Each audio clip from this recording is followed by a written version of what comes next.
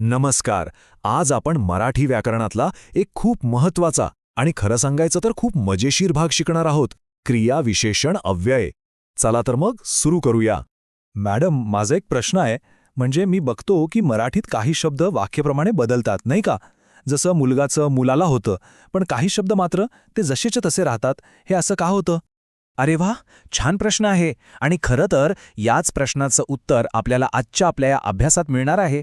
बघा, आज आपण काय काय शिकणार आहोत. शब्दांचे प्रकार, क्रियाविशेषण म्हणजे काय, त्याचे वेगवेगळे प्रकार, आणि हो, शेवटी थोडा सराव सुद्धा करणार आहोत. सगळं अगदी टप्प्याटप्प्याने समजून घेऊ. चला तर मग सुरुवात करूया शब्दांच्या प्रकारांपासून. मराठी भाषेतले जेवढे काही शब्द आहेत ना, त्या सगळ्यांना आपण दोन मोठ्या कुटुंबांमध्ये वाटू शकतो. तर पहिलं कुटुंब आहे विकारी शब्दांचं. आता विकारी म्हणजे काय? तर ज्यांच्या रूपात लिंग, वचन किंवा विभक्तीमुळे बदल होतो. उदाहरणार्थ नाम, सर्वनाम. आणि दुसरं कुटुंब आहे अविकारी शब्दांचं. यांनाच आपण अव्यय असंही म्हणतो.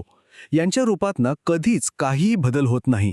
आणि आपला आजचा जो विषय आहे, क्रियाविशेषण अव्यय, तो ह्याच दुसऱ्या कुटुंबातला एक महत्त्वाचा सदस्य आहे. अच्छा, म्हणजे क्रियाविशेषण अव्यय हे कधीच बदलत नाहीत. पण मॅडम, वाक्यात त्यांचं नक्की काम काय असतं? अगदी बरोबर. हाच मुद्दा महत्वाचा आहे. ते बदलत नाहीत. मग आता बघूया की हे शब्द वाक्यात नक्की करतात तरी काय. अगदी सोप्या भाषेत सांगायचं झालं ना, तर जो शब्द क्रियापदाबद्दल म्हणजे वाक्यात जी क्रिया घडते त्याबद्दल आपल्याला जास्त माहिती देतो, त्याला क्रियाविशेषण म्हणतात. म्हणजे क्रिया कशी घडली, कधी घडली, कुठे घडली किंवा किती वेळा घडली, हे सगळं ते आपल्याला सांगतात. उदाहरणार्थ, समजा वाक्य आहे, तो काल आला. यात आला हे क्रियापद आहे. आता त्याला प्रश्न विचारा, तो कधी आला? उत्तर काय मिळालं? काल. बरोबर. म्हणजे काल हा शब्द आपल्याला क्रियेच्या वेळेबद्दल अधिक माहिती देतोय. तसंच बघा, ती तिथे गेली. ती कुठे गेली? उत्तर मिळतं तिथे. म्हणजे तिथे हा शब्द आपल्याला क्रियेचं ठिकाण दाखवतो. अच्छा, आणि तो सावकाश चालतो या वाक्यात तो कसा चालतो हे समजतंय. म्हणजे सावकाश हे क्रियाविशेषण झालं. अगदी बरोबर, परफेक्ट. सावकाश हा शब्द चालण्याची रीत म्हणजे पद्धत सांगतोय. आणि शेवटचा प्रश्न, क्रिया किती वेळा घडली?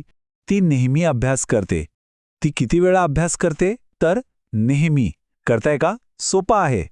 आता एक खूप महत्वाचा मुद्दा लक्षात घ्या.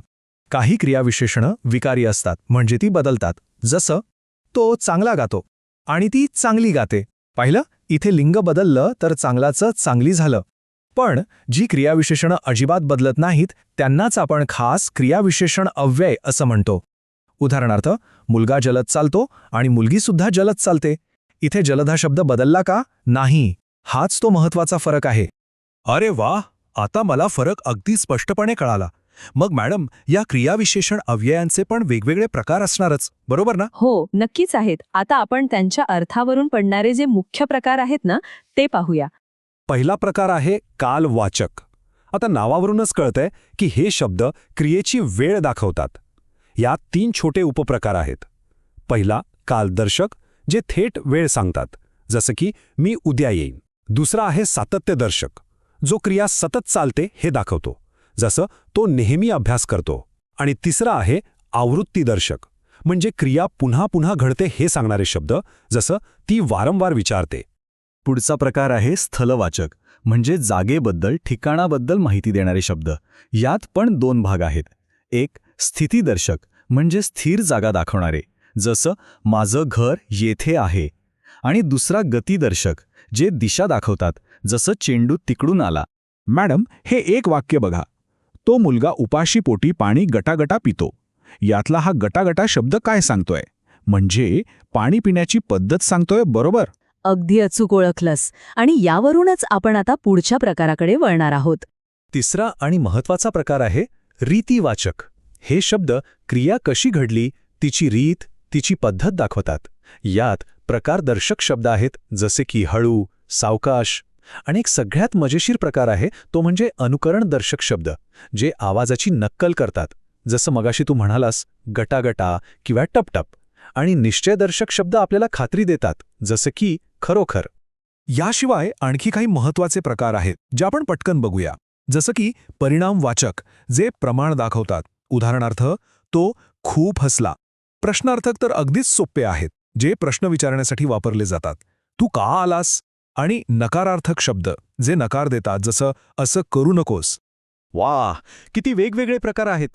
मॅडम, मला एक विचारायचं होतं, हे दिवसा किंवा मोठ्याने असे शब्द क्रियाविशेषण म्हणून कसे काय येतात? ते कसे बनतात? हा खूप छान प्रश्न आहे आणि याच मुद्द्यावर आपण आता बोलणार आहोत. याला म्हणतात शब्दांची रचना किंवा ते कसे तयार होतात. हे बघा, काही क्रियाविशेषण अव्यय हे सिद्ध असतात, म्हणजे ते मूळचेच तसे शब्द आहेत. जसे की येथे, आज. तर काही साधित असतात. साधित म्हणजे काय? तर ते नाम किंवा विशेषण अशा दुसऱ्या शब्दांना एखादा प्रत्यय लागून तयार होतात. जसं दिवस या नामापासून दिवसा किंवा मोठा या विशेषणापासून मोठ्याने. मॅडम, माझा अजून एक ठिकाणी गोंधळ होतो. कधीकधी ना एकच शब्द मला विशेषण पण वाटतो आणि क्रियाविशेषण पण वाटतो. तर ते नक्की कसं ओळखायचं? हो, हा गोंधळ खूप जणांचा होतो, पण काळजी करू नकोस. त्यावर एक अगदी सोपा उपाय आहे. फक्त एक गोष्ट लक्षात ठेवायची, विशेषण हे नामाबद्दल अधिक माहिती देतं, तर क्रियाविशेषण हे क्रियापदाबद्दल अधिक माहिती देतं. इथे बघा, पहिल्या वाक्यात तो फार अचूक मुलगा आहे. इथे फार हा शब्द कोणाबद्दल सांगतोय? मुलगा या नामाबद्दल. पण दुसऱ्या वाक्यात बघा, गोगलगाय फार हळू चालते. इथे फार हा शब्द चालते या क्रियेबद्दल सांगतोय. पाहिलंत किती सोपं आहे हे ओळखणं? हो मॅडम, आता अगदी स्पष्ट झालं डोक्यात. उत्तम. मग आता एक छोटीशी परीक्षा घेऊया का?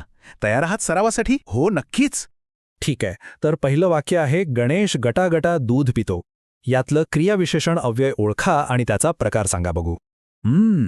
गणेश दूध कसं पितो याचं उत्तर मिळतंय गटागटा. म्हणजे गटागटा हे झालं क्रियाविशेषण आणि ते क्रियेची रीत सांगतंय, म्हणून हा रीतिवाचक प्रकार आहे. अगदी बरोबर, शाब्बास, खूप छान. चला, आता शेवटचा प्रश्न. सुनीता पुन्हा पुन्हा आवृत्ती करीत होती. यातलं क्रियाविशेषण कोणतं आहे? एक मिनिट, सुनीता आवृत्ती कशी करत होती? नाही, किती वेळा करत होती? याचं उत्तर मिळतंय पुन्हा पुन्हा. म्हणजे हे आवृत्ती दाखवतंय. हा कालवाचक प्रकारातला आवृत्तीदर्शक उपप्रकार आहे का? एकदम बरोबर. पुन्हा पुन्हा हा शब्द क्रियेची पुनरावृत्ती दाखवतो, म्हणून ते आवृत्तीदर्शक क्रियाविशेषण आहे. खूप छान. मला वाटतं आज आपण क्रियाविशेषण अव्यय म्हणजे काय आणि ते कसे ओळखायचे हे खूप चांगल्या प्रकारे समजून घेतलं आहे. तर जाता जाता तुमच्यासाठी एक छोटासा विचार. आता तुम्हाला सगळे प्रकार तर माहीत झाले आहेत. मग असं एक वाक्य तयार करता येईल का ज्यामध्ये कालवाचक आणि रीतिवाचक असे दोन्ही प्रकारचे क्रियाविशेषण अव्यय असतील? नक्की प्रयत्न करा आणि मराठी भाषेचा हा सुंदर पैलू आणखी शोधत रहा.